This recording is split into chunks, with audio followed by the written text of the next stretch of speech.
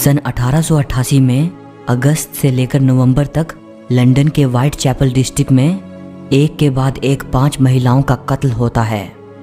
कातिल ने 5 महिलाओं की हत्या एक ही तरह से की थी। पुलिस द्वारा इन 5 महिलाओं के कातिल का पता लगाने के बहुत से प्रयास किए जाते हैं, लेकिन सभी नाकाम रहते हैं। फिर अचानक एक एनोनिमस लेटर सामने आता है। लेटर लिखने वाले ने ये लिखा था, मैं ही असली कातिल हूँ। लेटर में उस व्यक्ति ने अपना नाम जैक द रिपर लिखा था। पुलिस की छानबीन के बाद ये सामने आता है कि ये लेटर एक झूठ था, लेकिन तब तक जैक द रिपर ये नाम व्हाइट चैपल और लंदन में पूरी तरह फैल चुका था और लोग कातिल को जैक द रिपर नाम से जानने लगे थे। तमाम कोशिशों के बावजूद ये पता नहीं चल पाता कि वह 5 मर्डर करने वाला व्यक्ति आखिर कौन था। इस घटना को 130 साल बीत जाने के बाद आज भी लोग इस मिस्ट्री में काफ़ी इंटरेस्ट लेते हैं। Magnetic hill Ladakh. हमें मालूम है कि ढलान में एक वाहन फिसल जाता है, लेकिन क्या ये वास्तव में दूसरी तरफ बढ़ सकती है?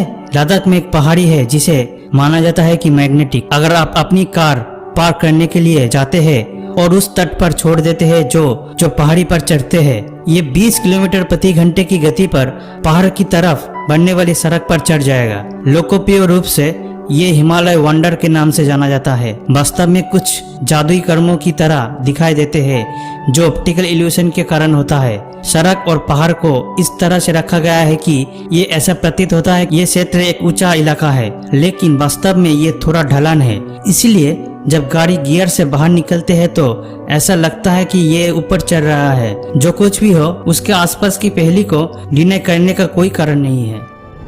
अमेज़न के वर्षावन उत्तर पश्चिमी ब्राजील से कोलंबिया, पेरू और कुछ दक्षिण अमेरिकी देशों तक फैले हुए हैं। इस दुनिया में मौजूद सबसे बड़े अमेज़न के जंगलों में सबसे ज़्यादा प्रजाति के जीव जंतु पाए जाते हैं। यहाँ पेड़ पौधों की तादाद इतनी ज़्यादा है कि अमेज़न की ज़मीन तक सूरज की रोशनी नहीं पहुँच पाती, और इसे दुनिया के लंग्स भी कहा जाता है, क्योंकि यहीं से दुनिया में सबसे ज़्यादा ऑक्सीजन आती है। ताजमहल, जिसे मुगल सम्राट शाहजहां ने अपनी बीवी मुमताज महल के समाधि के तौर पर बनाया था। ताजमहल, जिसे हम प्यार का प्रतीक मानते हैं, इस भव्य इमारत को बनाने में बेशुमार दौलत खर्च हुई थी। लगभग 20 साल में 20,000 मजदूरों ने मिलकर इसे बनाया था। पर क्या ये सब सच है? अगर दिल्ली के प्रोफेसर PN ओक की माने तो ये कोई समाधि नहीं, बल्कि ये शंकर भगवान का एक मंदिर है। और इस मंदिर का असली नाम ताजमहल नहीं बल्कि तेजो महल है। प्रोफेसर PN ओक के मुताबिक मुगल सम्राट शाहजहां के हुक्म से इस मंदिर को समाधि में परिवर्तित किया गया था।